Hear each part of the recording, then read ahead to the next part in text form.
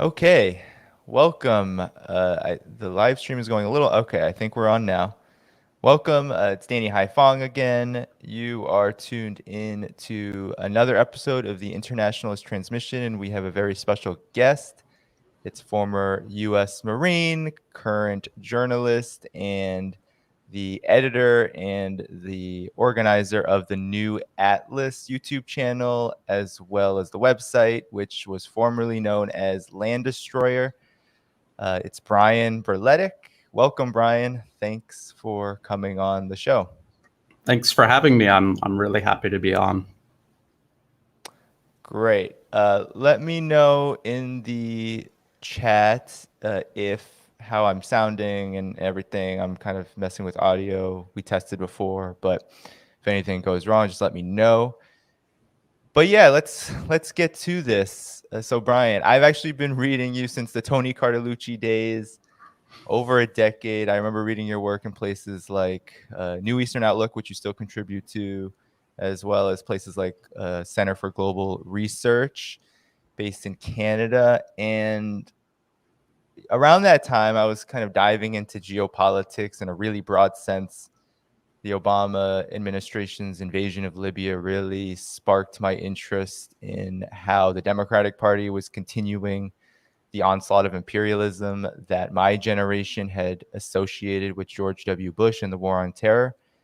And so when I started reading your work, I mean, you were talking about everything. You were talking about Thailand, where you're based now. You were talking about Russia. You were talking about Asia, which is a huge focus now. So could you give people just a sense of who you are and what got you into analyzing geopolitics and empire? And then we can get into this pivot to Asia, which I know was a pretty monumental moment, at least in my life. And I know that it became a real center of focus for you.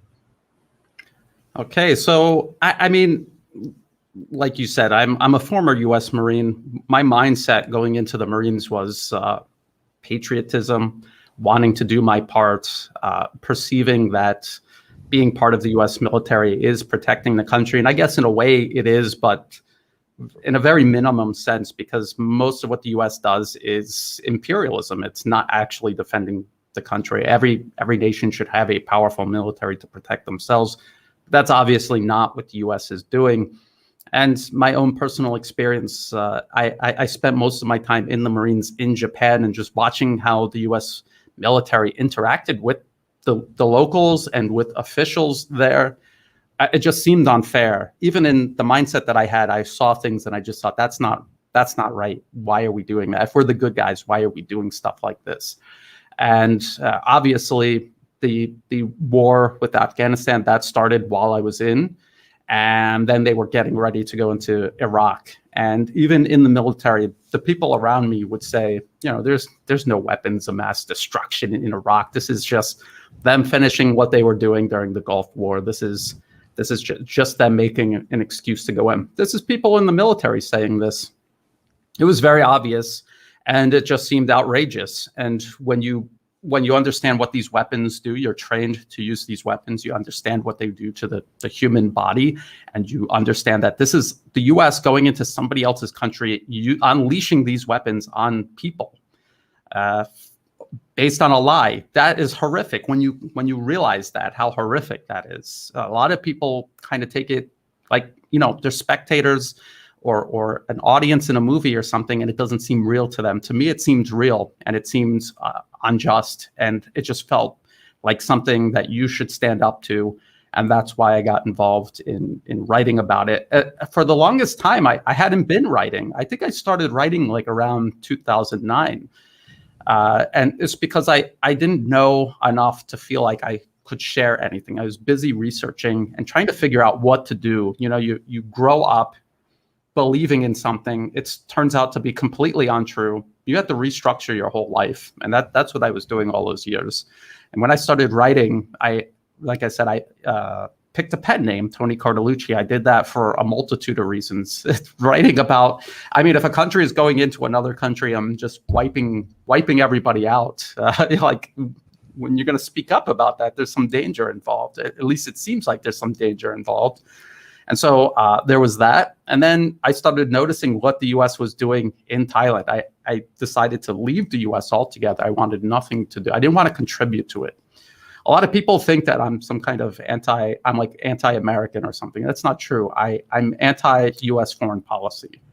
I don't care how the US government wants to run its internal political affairs. I don't care if that's okay with the American people. That's their business. But when you start affecting other countries around the world, that's when it becomes an issue. And I wanted nothing to do with that. So I decided to live in Thailand. I picked Thailand because it was one of the countries that I had gone to while in the military. I liked it. It was nice. And it was a place where I could go and start a new life. And I started to notice that even there, you know, they always say, love America or leave it. You cannot, there's nowhere you can go to leave it. They have their tentacles out everywhere, even in Thailand.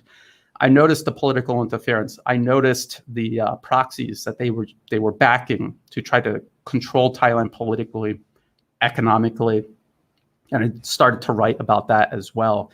I think like around 2009, 2010, that's when I started writing, and I started getting real serious in 2011. In 2010, there was like a color revolution here in Thailand. They had these red shirts out in the streets. It was bloody. There were war weapons in the streets of Bangkok. People might not know this, but they had like M16s, AK-47s, grenade launchers. About 100 people died in that violence. And then the Arab Spring followed the next year, and it was verbatim, literally step by step, the exact same process the US was using in those countries as they did in Thailand the year before. So I took what I knew and I started writing about that because I knew that even though Thailand sort of kind of dodged a bullet in 2010, they would be back. And they are. They've tried more recently, the last 2 or 3 years, they've been trying again. And so I just felt at that time, if I could expose the Arab Spring and just this process that the US goes through to divide and destroy countries, people will start to understand it. And then the next time it happens in Thailand, they will not be starting from a blank piece of paper. They will have some background knowledge. They will notice this, and this will be something that will help push back against it. Maybe prevent it from happening. Some countries in the Arab world dodged a bullet as well during the 2011 unrest. So that's pretty much what's driven me all of this time. I guess I focus more on Asia now because I'm here. There's a lot of other people now, not back then, but now there's a lot of people covering Latin America, Africa, the Middle East, and I don't feel like I need to focus all of my time. I'm just one guy, so I just focus on Asia and Southeast Asia because despite all of the people coming out right now, think about Myanmar. Who else is talking about Myanmar? Really, nobody. So this is something I feel like I should focus my time on. You have people doing great work covering Latin America, like the Gray Zone, and now Ben Norton doing Latin America. You have a lot of media outlets in the Middle East or covering the Middle East. So it's pretty covered, and just Southeast Asia is the missing link, I think. If everybody works together and continues talking about this, exposing it, showing people what's really going on, it's going to enable countries to push back. So yeah, that's pretty much it in a nutshell, I guess. Yeah, no, well, I feel very similarly because I came to politics around the time when the pivot to Asia was happening. I was becoming more, I guess, politicized in a lot of ways, paying more attention to what was going on. I was here in the United States, becoming really disillusioned with the Obama era, not because I had many expectations, but because now there were some rifts that were happening. I mentioned the invasion of Libya, but then there was also Occupy Wall Street was happening here in the US. And it just seemed like that there was this continuity that not many people were getting. So I started to talk a lot about that. And as I started to do more research, kind of similar to yourself, I found out about this pivot to Asia. I found out about Obama's foreign policy designs to focus more on Asia, to become more influential in Asia. Again, there was this kind of feeling of having lost Asia because of the way that the Bush administration took such a special interest in the Arab world, in the Middle East. And there was so much public relations backlash against that from the American public, from the world. And so when I found out about Hillary Clinton touring around, she was touring around Asia. She went to Vietnam and she basically announced this policy. And right away, I mean, there were results. There was a large military buildup that happened over those next 5 years or so, to the point where by the time the Trump administration announced that he was going to go full speed ahead with this policy, the United States at that time, I think, had already shifted more than 50% of its military assets to the Asia Pacific. And that was a huge transition. This despite the fact that you had the establishment even saying that this policy was a failure, that it wasn't even tough enough. And then, of course, you had Trump come in and give the policy more of an offensive bluster. But really, it was just an escalation of the same. And so I really got into China more so as I began to notice that China was the focus of all of this. Listening to speeches, seeing these policies, and then finally getting the opportunity, now that I saw this propaganda blitz happening under Trump, getting the opportunity to go to China and see for myself what was going on there, the difference between what the US and the West was saying about China and that experience. And then also seeing, like yourself, that no one's talking about this. No one's talking about the rise of China, the rise of Asia, how politics, economics, there is a real shift to this region in terms of influence, in terms of development, and in terms of really what the future of humanity is going to be led by. I mean, the US and the West, we can see it. They don't have anything really to offer anywhere in the world. But this, for damn sure, is the truth in Asia, where China is this economic miracle, does have this astounding level of growth over the last several decades. And its policies are categorically different in character to the US and West. And if they weren't, we would see a much different geopolitical situation. So I'm wondering, Brian, if you could discuss more, because I think what you said there at the end of it, nobody's talking about Myanmar, no one's talking about Thailand, Malaysia. Could you give us your analysis of what's going on? What is the US's role? What is the West's role there? And how does this all kind of fit into this larger pivot to Asia?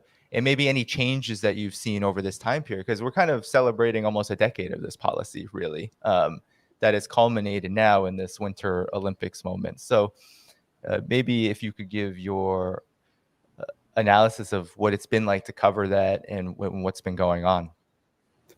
It's interesting because I came to Thailand around 2004, and I've more or less been here the entire time. Either here in Thailand, I spent about a year or so in Singapore. I did go back to the US for 1 year just to kind of say my final goodbyes to everyone in case they were never going to travel over here, but they have. And I think that kind of speaks to people who have an entrenched mindset that the rest of the world is backwards and America is like the shining beacon on the hill. They have traveled. My family has traveled to meet me here in Thailand, and they're just blown away. What you think it's like and then what it's actually like are two entirely different things. And even though at the time, when I came back from the US for the final time, I did not travel by air. I traveled by train and boat and bus from the US all the way back to Thailand. And I traveled through China by rail. This is before they had the high-speed rail. They were just, finishing the first few lines. And it just completely blows you away how advanced everything is, how hard everyone's working. I arrived in Shanghai, and I mean, I'd never seen a city more busy than that. And when you talk to Chinese people, how kind they are, how nice they are, it's just like people are people everywhere you go. But if you're in the United States, you have it constantly hammered into your head that they're not. They're different. Somehow they're different. They're not. They're great people, just like everywhere else. And so there was that. And there's also the fact that from 2004 until now, you can see the shift here in Thailand, the economic shift, the geopolitical shift from a region that was still very much dominated by Western influence to crawling out from under that legacy of colonialism. Now, Thailand was never colonized by Western powers, but every other country in Southeast Asia was. Every country around Thailand was. You had the French in Laos, Cambodia, Vietnam. You had the British in Malaysia to Thailand's south, and Myanmar, which used to be called Burma. So people hear Burma, Myanmar. Mm-hmm. It's called Burma because that's what it was called under British colonization. And the US and the UK still, as policy, call it Burma because they refuse to recognize what the people there actually call their own country. Just to show you how blatant the imperialism is. This is what it's all about. It's imperialism. It's Western imperialism that has prevailed for generations, really. And the World War II, you look at World War II, and you saw a lot of nations try to slip out from under Western imperialism, especially here in Southeast Asia.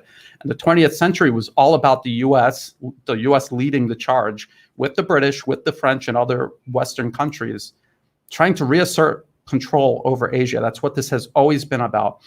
When you hear about Tibet or Xinjiang or Hong Kong, these pressure points the U.S. talks about today, this has been going on since, the CIA was involved with Tibet back in the 1950s. And the so-called Dalai Lama, he was approached and controlled by the CIA since the 1950s. And this isn't me saying this or China saying this. You can go to state.gov, and it's documents that are publicly available for everyone to see.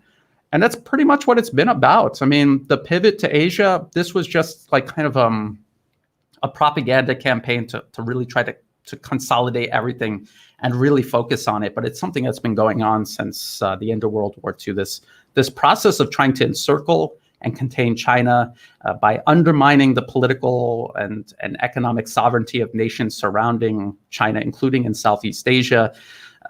You saw the U.S. was mainly behind the EU and NATO, and they still are very much so. And they tried to control what Europe does. They were trying to do the same thing in Southeast Asia. You have this ASEAN, which was supposed to be a Southeast Asian version of the EU. And around the 90s, it just kind of petered out. And the countries here, they had U.S. proxies in every country. They had this billionaire Thaksin Shinawatra in Thailand. You had Aung San Suu Kyi in Myanmar. And you had Anwar Ibrahim in Malaysia. And you had Hun Sen in Cambodia, but he's always been 50-50. And at the time, he was towing the line for the West because the West was still extremely powerful and influential.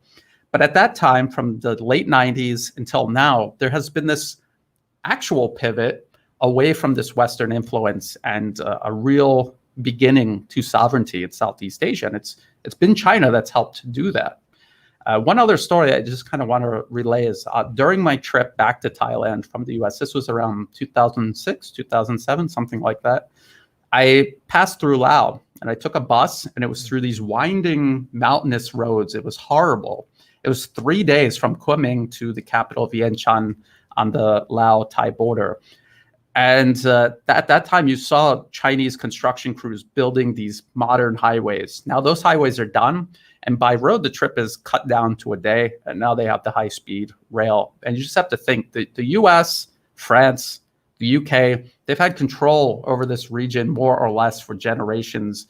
China is just emerging as a global power. And what did it do with this opportunity and this influence? They started building and helping in a very tangible way lift these countries up out of poverty. Laos is an incredibly impoverished country because of its geography. It's landlocked. It has mountainous terrain that makes it difficult just to travel inside the country, let alone send and receive goods with its neighbors. And China has changed all of that. They've completely transformed that. They've taken that from a weakness to now an asset for Laos. They're becoming this hub connecting Southeast Asia to East Asia. This is what China is doing for the region. For Thailand, this is something that I've been fighting for like 10 years, trying to get across to people. A lot of people are very kind of superficial in analyzing countries around the world. They look at Thailand right now. The prime minister is a former army general. It's a constitutional monarchy. A lot of people, especially if they're left-leaning, they'll say, obviously a stooge of the U.S. Look at what they did during Vietnam, obviously. But no, China is Thailand's largest trading partner right now, largest investor. Until this COVID thing came, it was the largest source of tourism, where more tourists were coming from China than all Western countries combined. It was that good. And these were much better quality tourists, too, than the type of tourists you get from the West most of the time.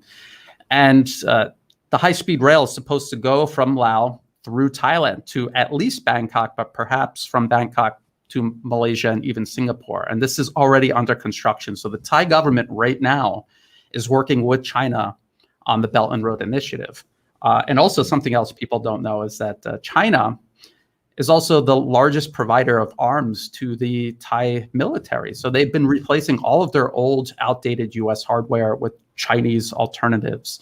And again, another little interesting thing that I've noticed since I've been here is back a little bit before 2014, when the US overthrew the government of Ukraine, Thailand was actually going to buy tanks from Ukraine. So they want to try to balance their ties. They don't want to be too far in any camp, just kind of be straight down the middle and have good relations with everybody. But when the US overthrew the government in Ukraine in 2014, they could not deliver the tanks. So this is why Thailand bought from China instead. So it's just another one of those examples of how the US goes in and just wrecks everything they touch. And they did it very deliberately. It wasn't like it was an accident. They did this very deliberately.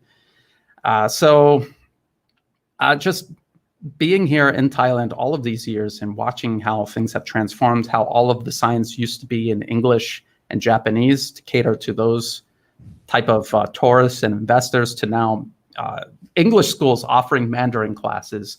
It's something that if you've been paying attention to, it's kind of exciting to watch the change and watch the confidence of people in Asia, in Thailand, in neighboring countries, their confidence grow, and this concept that they're somehow underneath this legacy of Western imperialism shed away. It's very good. It's very good, but of course, the West will not do this without a fight. So this is what we still see. We still see U.S.-backed protesters here in Thailand. In Myanmar, they made much more progress in undermining the sovereignty in Myanmar. So you have this conflict right now where you have the opposition.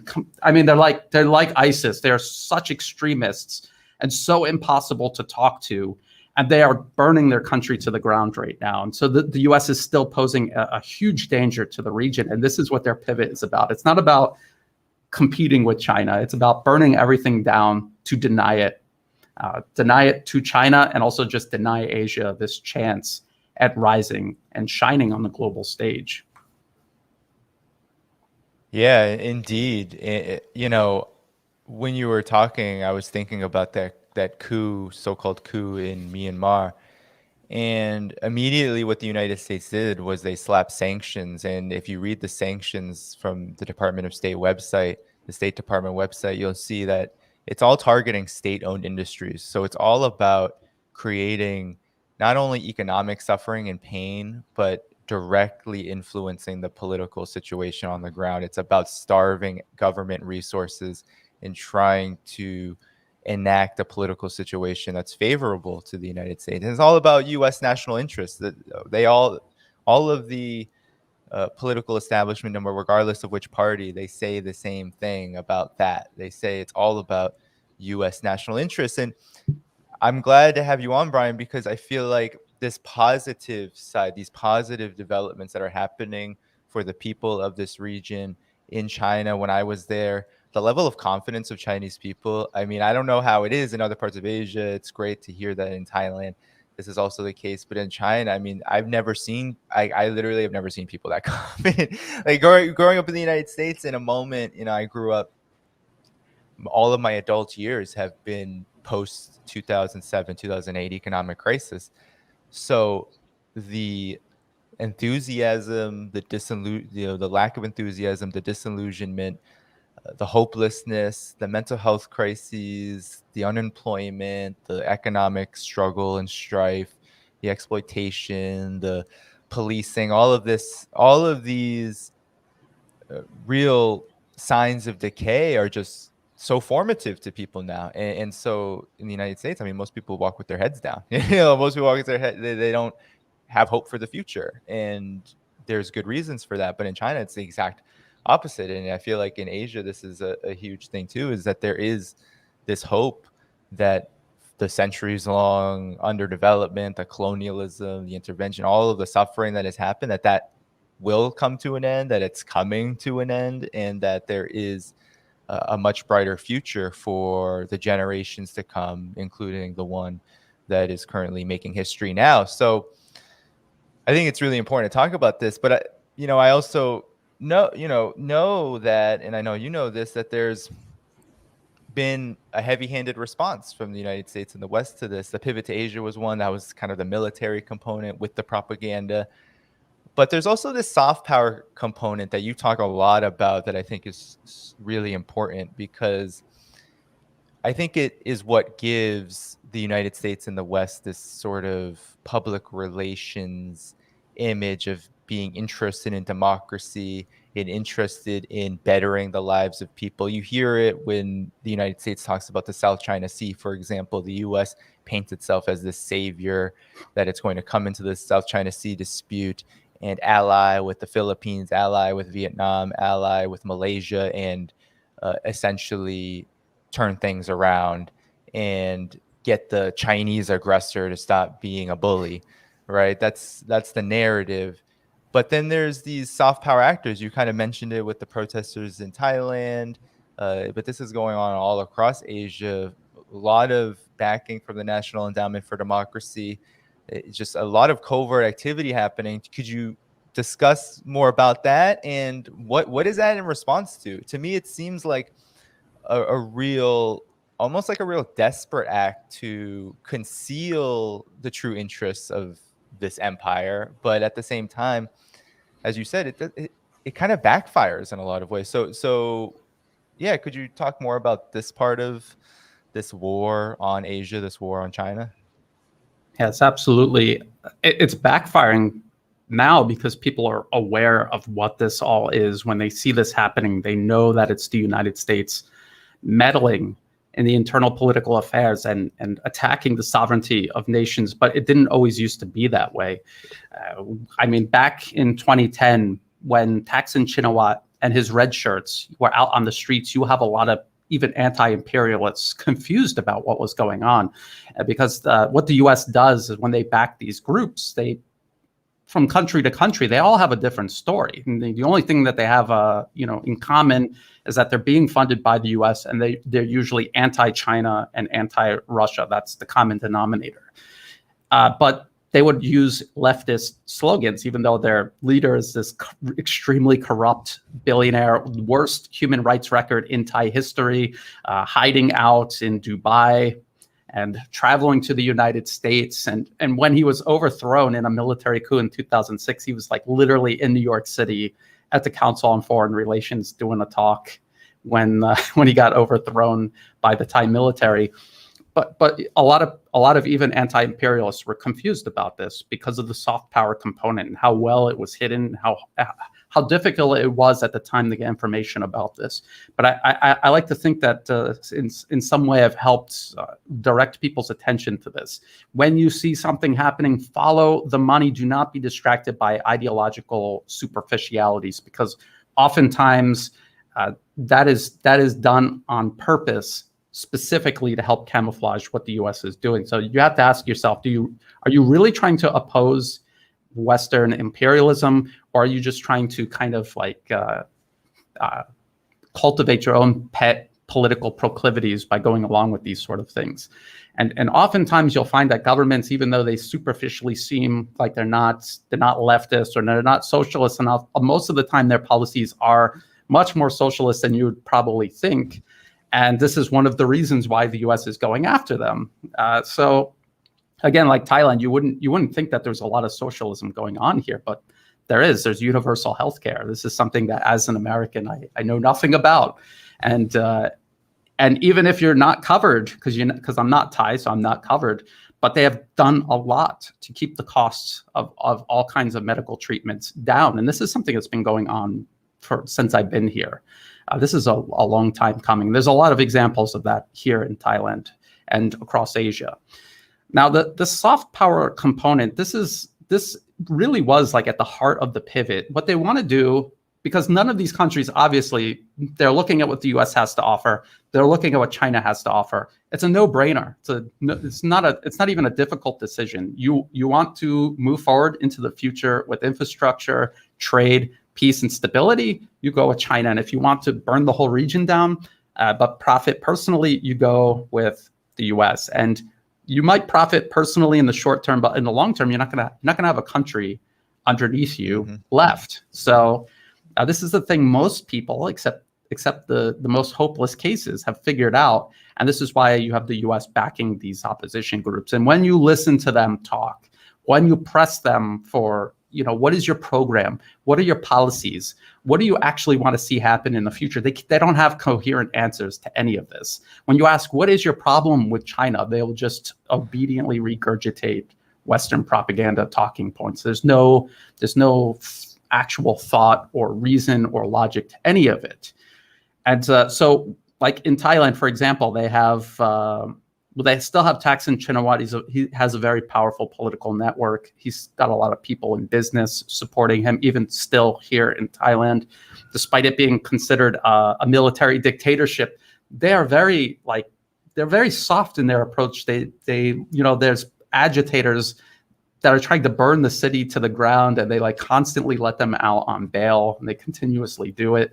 So they have a very soft approach, because I think what they're trying to do is not look like how the U.S. is trying to portray them. But of course, the U.S. will just lie about it anyway. They have Thaksin Shinawatra, and they have this other also a billionaire, Thanathorn Juangruangruangkit. And before the 2019 general elections, he actually traveled to the United States as part of his campaign for office in Thailand, just to show you how bad it is. And he talked with the U.S. State Department, USAID, Freedom House, which is a subsidiary of the National Endowment for Democracy, which supports a lot of the groups that are helping his protests out in the streets. A lot of people say he's not behind it. He was literally leading them at the end of 2019. He was literally himself out on the street, physically leading these protests before he hid behind them. So it really is that bad. And they're doing the same thing in Myanmar, the same thing in Cambodia, the same thing in Laos, trying Malaysia, same story, Philippines, same story. So you have to really pay attention, follow the money, and look, because a lot of these governments in the region, they're not homogeneous in their approach to anything. But the one thing that they all have is this interest in sovereignty and in working with China and having constructive ties with everybody, including the United States, if possible. Say in Cambodia, I know I'm kind of jumping around here. Say in Cambodia, I said Hun Sen, he's pretty much in power for life, and he used to toe the line for the U.S. But more recently, Cambodia has done its own pivot, and it's one of the most supportive countries in the region of China. Its policies. When the U.S. attacks China over the South China Sea, Cambodia is one country that will reliably side with China on this. And I guess this is a good moment to explain what is going on in the South China Sea. The South China Sea, like any water anywhere in the world, there are disputes. There are disputes between every single country that has claims over the South China Sea. It's not just China versus all of these other countries. It's also all of these other countries versus each other. And even though it gets heated from time to time, I mean, you'll have Malaysia round up these fishing boats that they claim encroached on their waters, and they will just blow them up. There's no people on them, but they'll blow them up on a very public and extreme display. But at the end of the day, they do not want this turning into a conflict. We even see this between France and the UK. They're not going to go to war over this. This is just something that happens. It's always happened. And the U.S. is trying to insert itself into these ordinary disputes that can be resolved on their own. They're inserting themselves and trying to transform it into a regional or even a global conflict. And this is to make an excuse to have the U.S. military operating here and potentially use it as a flashpoint if the U.S. is interested in waging a limited conventional war with China. People think that's crazy because China has nuclear weapons, so does the U.S. The U.S. honestly thinks that it can wage a war like in the waters around China, cripple shipping and trade, and set China's economy back enough to prevent it from surpassing the U.S. This is their actual plan that they've written about extensively in these corporate funded think tanks. So there's a lot more to this pivot to Asia than they'll say in the media. It's right below the surface, and then once you know about this, it'll all make so much more sense.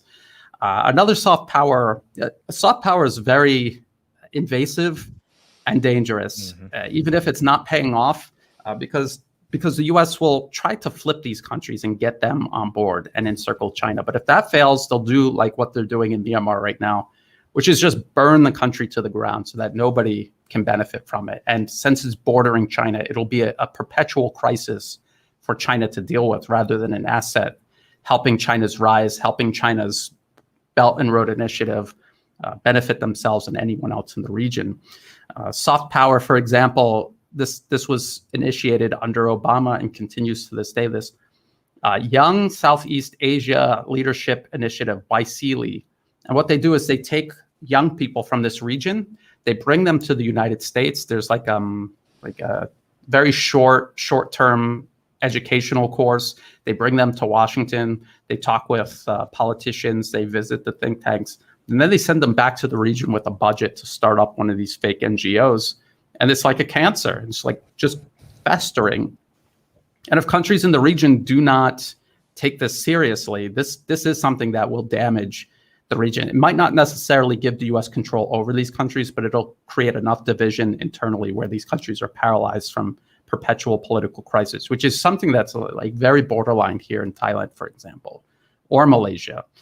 Countries like Cambodia or Laos, they have completely gutted the U.S.-backed opposition. That they only exist in Washington, and they still cause problems, but they have already dealt with it. Hong Kong is kind of sets an example for nations in the region what they can do in terms of the national security law. So there's the soft power, the kind of the Hong Kong model of disrupting and destroying everything. And then there's maybe you could say the Beijing model, where you shut down this foreign interference by cutting off the funding and removing these people who are directly involved and returning everything to kind of a more natural state of sovereignty and self-determination. Yeah, and peacefully too, which is super important because it gives even more credibility to China, especially given the fact that Hong Kong is literally rightfully a part of China. And that was really incredible to watch actually over the last couple of years, where you had all of this unrest, you had a lot of violence, you had, what was it, the Hong Kong Polytechnic Technical University being used as like a weapons depot, janitors getting assaulted in the streets. And yet China was able to not only stay the course and allow the Hong Kong police do what they do independently, even as they were getting attacked. They also were able to enact this legislation, which was very popular and has done a real service by arresting people like Joshua Wong and now Jimmy Lai. And a lot of these arrests came not on charges of like, oh, they were controlling the protests. It was just crimes that they had already been engaged with during this whole process since the so-called Occupy the Umbrella movement of 2000. What was that? 12, 14? 2014. Yeah. Yeah. So, this, in all these individuals backed in some way by the National Endowment for Democracy, and all of these movements that you speak of have millions coming into them, really, if we add them all up.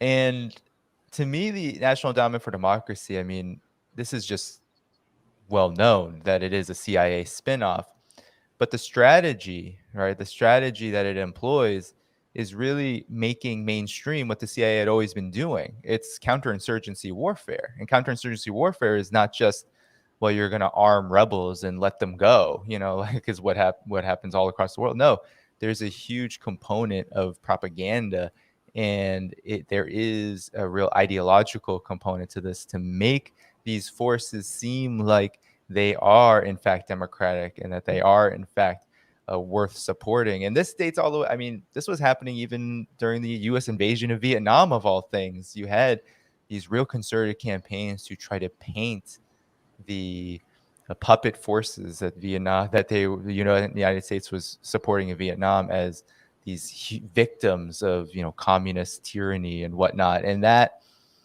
is really just being recycled now in this larger war with China. And I want to get into the real race aspect of this, the racism, because you did a really good video on this, and I want to talk about, when I heard you analyzing the South China Sea situation, all I could think about is how this whole scenario that the U.S., this whole policy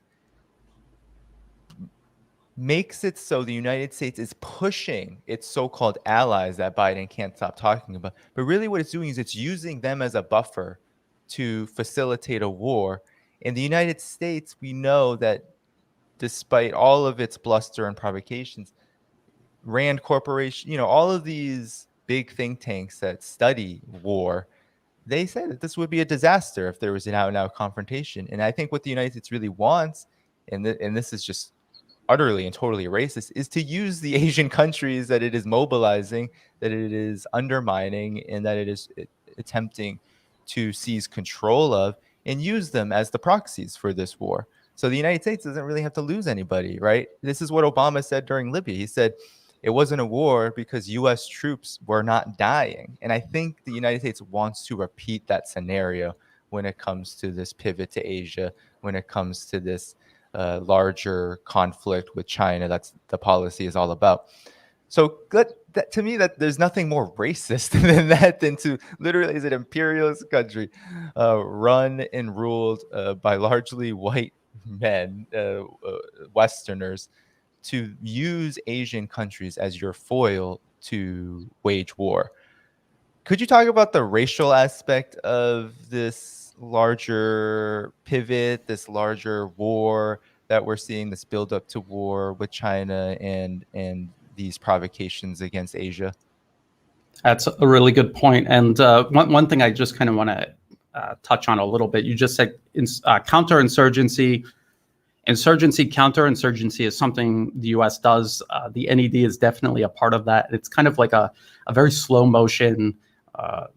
It's less spectacular. There's not armed groups. Sometimes there are, but most of the time there aren't. When the NED is involved trying to soften up a country, what they're doing is building parallel institutions to eventually displace sovereign institutions in a country. So you see these U.S.-backed groups here in Thailand trying to take over the legal system, education, culture, everything. They're involved in absolutely everything. And what they're trying to do is grow and displace indigenous Thai institutions, culture, ideas, media, everything. It's if you've ever played the game Go is not like chess where you're trying to take the other player's pieces off the board. Go is about overtaking the board with your pieces. This is what the U.S. does everywhere.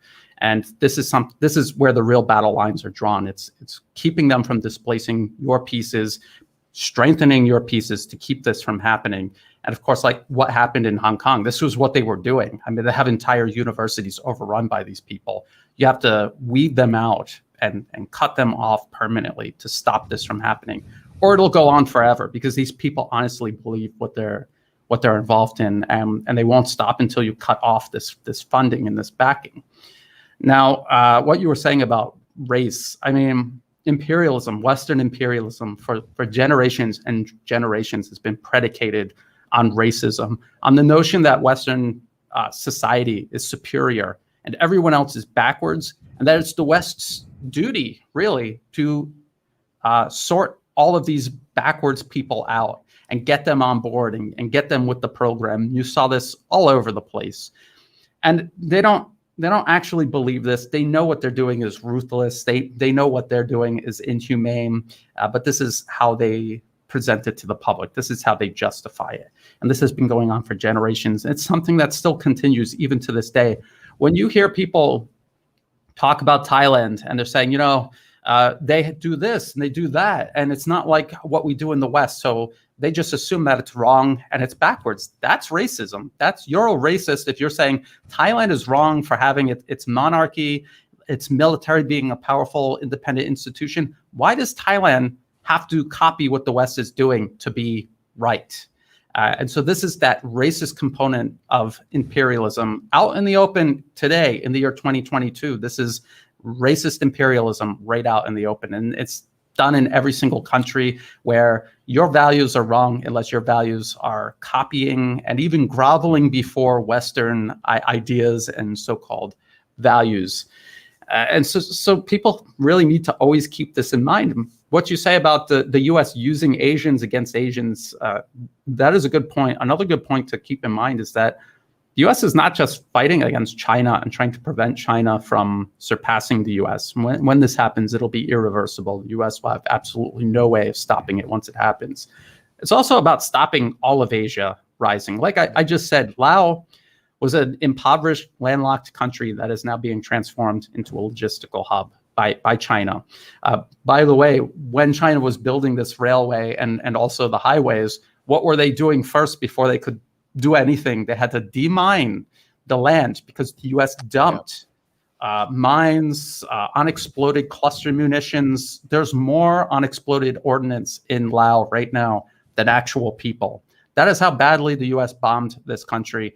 And I remember, I forget what her name was, but she was some representative for the U.S. to ASEAN, and I was talking about the amount of money that the U.S. spends on removing these unexploded ordnance, because the U.S. always acts like they're doing Southeast Asia a favor by funding these technicians to come in and remove it. It's like you're just cleaning up your mess.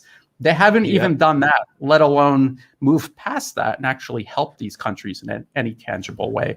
And they're always on about, we're going to help you with democracy, we're going to help you with all of these very intangible things, while China's building roads and railways and factories and dams and trading and giving people opportunities, economic opportunities, that's putting money into their pocket. When you are trying to push democracy, which is a complete facade in the first place, it's always going to be an uphill battle for them. This is what you're seeing. And yes, if ultimately they could just turn the whole region in on itself and burn it all to the ground, they would. And that's pretty much what they're doing. I mean, with the South China Sea, the situation in Myanmar, the whole situation over Taiwan, this is the U.S. setting all of these time bombs up in the region to eventually go off and consume the region at a minimum cost to the U.S.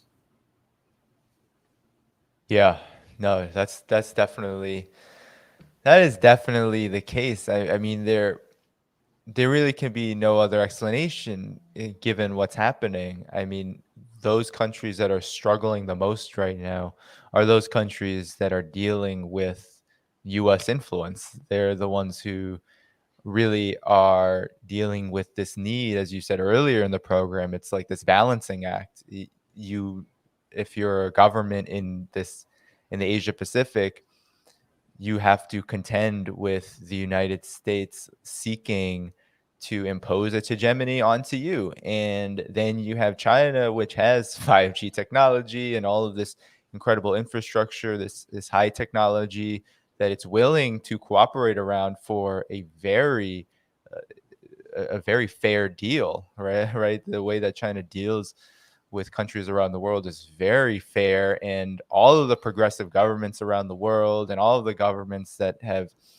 good relations with China, which is the vast majority of them, all say this, whether it's your favorite leftist government in Latin America to the ones that you don't understand in Asia, they all say, and in Africa, they all say the same thing. There's no deviation to that line, and it's not because of some evil Chinese plot. It's because the reality is that China has a different model for doing things, and it has something to offer, and Asia really only stands to benefit from that. That's why you even have Japan, which is very antagonistic to China, right? They'll sit back a lot of the times when the U.S. is trying to organize it to provoke China, because they know that business with China is just too important for Japan's economy. To isolate Japan's economy from China would be suicide. Japan was actually very helpful to China in the 1980s. A lot of the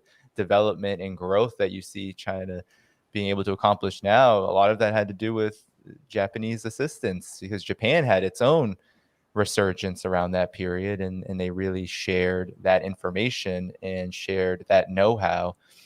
So let's talk about, I guess let's maybe end with this Belt and Road Initiative that's happening, because I think this really is at the heart of a lot of US and Western animus towards China, and really toward Asia as a whole. And honestly, the entire planet at this point is signing on. You have Syria recently joined as of this year, this very young new year. You have Cuba, the same, Nicaragua, the same, right? You have just country after country saying, despite US aggression, despite really devastating sanctions, saying that, no, we're going to take our own path, and China's Belt and Road Initiative is a very important part of the future of humankind and the future of these particular countries to be able to have an alternative. And I think that's what the Belt and Road Initiative really is all about. And the fear that it stokes in the West is it's that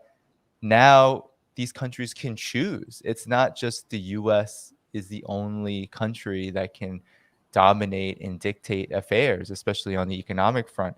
Now China is able to say, hey, look at how our country has developed. I mean, how inspiring is it for a country in Latin America or even like Syria to see China lead the world in things like high-speed rail and artificial intelligence, and to see wages and per capita income and all of that increase every year by several percentage points, sometimes 10% per year, right? Like, I mean, that is very inspiring to people who have understood for generations what it means to be extremely impoverished generation after generation, and also face the threat of violence and the reality of violence from Western aggressors and colonizers. So yeah, let's talk about the Belt and Road Initiative. It's a very positive experience. You mentioned the Sino-Lao Railway. I mean, I'm jealous. I know some of our friends, fellow travelers, have been able to even go on that railway. It's incredibly important, I think, because we already had announcements that this railway is going to help the Lao economy grow by like 4 to 6% in the next year. So yeah, what are your thoughts on the Belt and Road Initiative, Brian? Like, what do you see? I mean, you're in that region too. Like, what do you see as the major elements of it, and what it means broadly for Asia and the world? So imperialism all throughout human history has always been a very unsustainable proposition. The idea of you lording over the entire planet, telling everybody what to do, exploiting them, extracting wealth from them, it's unsustainable. And we've watched empires come and go. And the Western world is still obsessed with the idea of empire. And the entire system that they've created is imperialistic by nature, down to its essential DNA. And something this big really cannot change. It cannot change quickly, at least. There's a momentum to it. But then there's also the fact that the people still in control of it, they don't want to change. They want to maintain it. They want to reassert it. What China's doing through the Belt and Road Initiative is part of this concept of multipolarism, a balance of power around the world where nations are working together. They have economic, political, and military power that keeps each other in check. And so that there isn't even the temptation for this type of imperialistic abuse. There's also just the fact of human technology. If you look over time, it goes up like this. And then as time goes on, it's exponentially improving, which means, like 100 or 200 years ago, it was possible for one nation to have some sort of technological edge over another. Today, it just isn't possible. It's impossible to do this. And so if you're trying to build a 19th or 20th century empire in the 21st century where technology is just not going to give you that edge, you're talking about your country, say the US with 300 million people, trying to impose itself on, say, China with 1.4 billion people, where technologically everything is about the same, or China's even pulling ahead because of the sheer amount of human resources they have involved in, say, science, technology, engineering, mathematics, the STEM fields. So it just is at face value. It's a losing proposition. There's no way for them to do it except through the most extreme ways, and then even then, it's not going to be a sustainable solution. Even if somehow they manage to pull off some kind of way of stopping China temporarily, it will be temporarily, unless they just like wiped everyone out in the country. And so that aside, the Belt and Road Initiative, this really is China understanding where humanity is, understanding the concept of multipolarism, the unsustainability of being a hegemon that simply just replaces the US. They understand how that is a losing proposition from the very beginning. And so they've taken a different path, a more constructive path, a more profitable path, where they're going to pay into this balance of power that will check the worst impulses they themselves have. We're all human, and we're all susceptible to the same sort of temptations. They have built this into their system, this check and balance into the system. They are building Laos up. They are building Thailand up. They are building all of these countries up rather than building over them like the US and the British have been doing for so long. And so, yes, of course, the US wants to stop this. They are fighting against it tooth and nail everywhere you look. There is a conflict where the Belt and Road Initiative is trying to go through. So say Myanmar, we're watching the whole country burn to the ground because there's a pipeline that already exists that brings hydrocarbons from Myanmar's coast to Yunnan province, Kunming. So Chinese vessels don't have to go through the Strait of Malacca. And all of these waters, the US is menacing with its naval forces.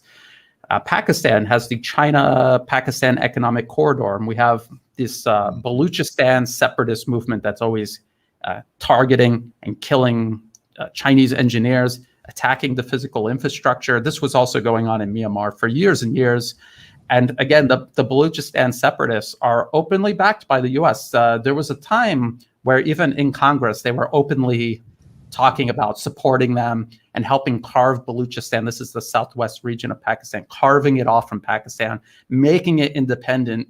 And then if you understood what the map looked like back then, I think like around between 2011 and 2014, what the map looked like, you had US forces in Afghanistan, and then Baluchistan is right to the south of it. So it would have given occupying US forces access to the sea, which would have been really great for US imperialism, but it just hasn't happened. But they're still doing this. So if you see attacks in Baluchistan, Pakistan, that's what it is. It's the US still doing this, attacking the Belt and Road Initiative. And like I said, for Laos, having traveled through Laos before any of these infrastructure projects were completed, I can tell you that if you're a backpacker, maybe traveling through Laos for 3 days is great for you. But if you're a business person, if your life and your business depends on moving things from one point to the other economically, it was horrible. And it was why the country was so impoverished. I could tell you another story about Laos. Before these projects were completed, I remember being in Vientiane, the capital, right across the border with Thailand. It's on the Mekong River. And I remember these Western NGOs, they've got their little SUVs and they're going through Vientiane. It was like a dusty town, like it's a capital of a country, but it looked like a dusty Thai city, like a very small, dusty Thai city.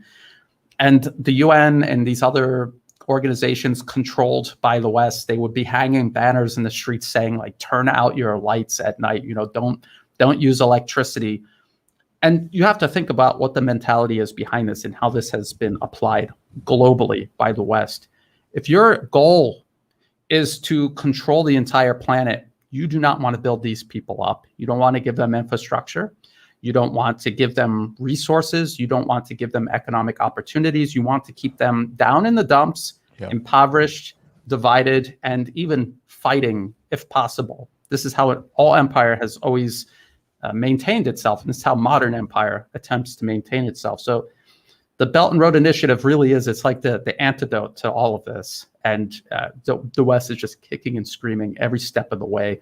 And it's just so important to constantly show people what's really happening, because a lot of people haven't seen it and they can't imagine it until they've seen it. It's hard to explain to people that haven't seen it, who haven't been to Asia.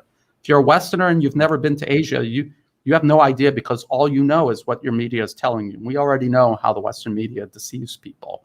And like you or like me, having been to Asia and seeing it for yourself, you realize the disparity between reality and what people are told is reality. So it's just so important that we just keep hammering this and trying to show people what's going on so that they can see that they're being taken for a ride. Totally, definitely. You know, when I when I went to China with a group, we went right before COVID-19 hit. Actually, I think the first unknown cases, no one knew what it was at the time, were happening in Hubei province and Wuhan at the time. They were being discovered, but it wasn't really a thing because nobody really knew what the hell was going on just yet.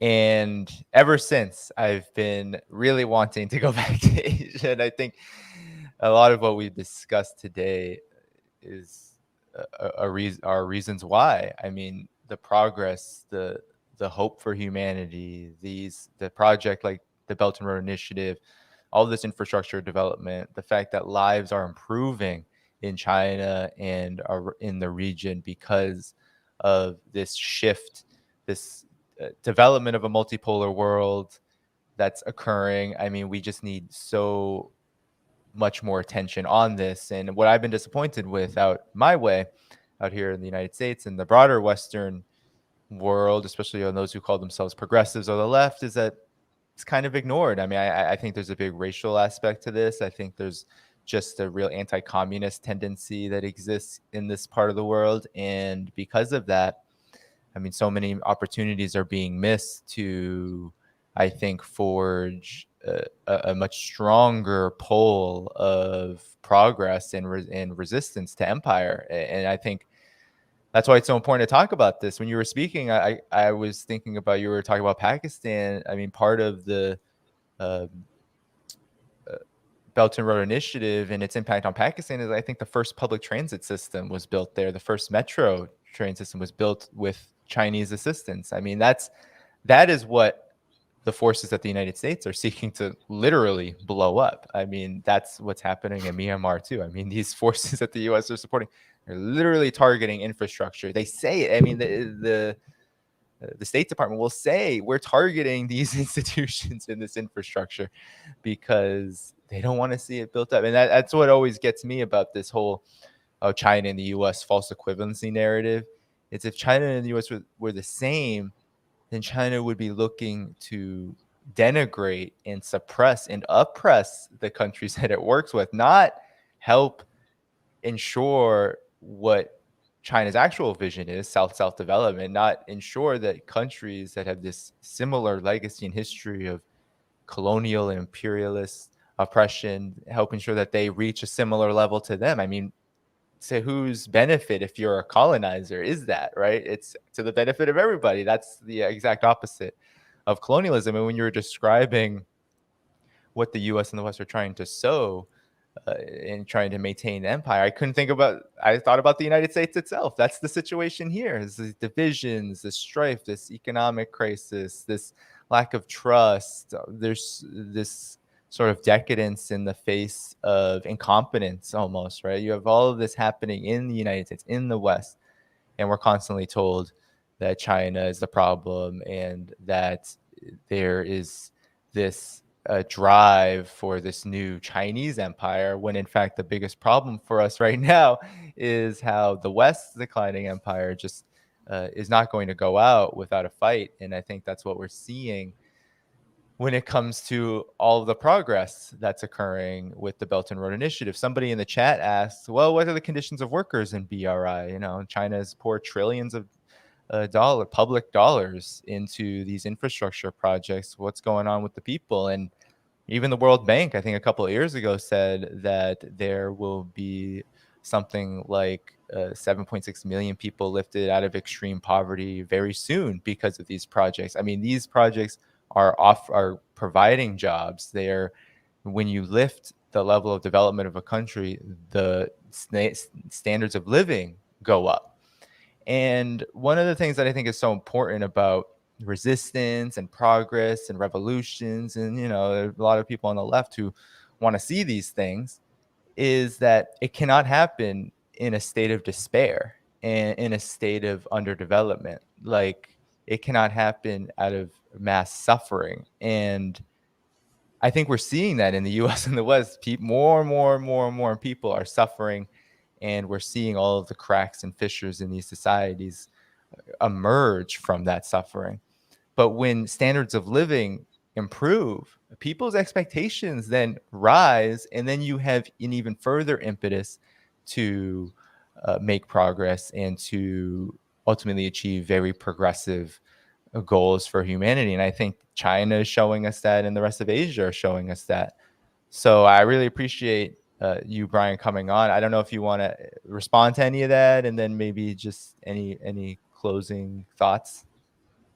Sure. I just think that it's important for people to realize that a lot of people in leadership in China, they come from a technical backgrounds, because if you're trying to feed people, house people, build transportation, this requires a technical approach. And so people that think they're going to spark all of these revolutions with just ideology, it needs this technical component. This is what China is proving.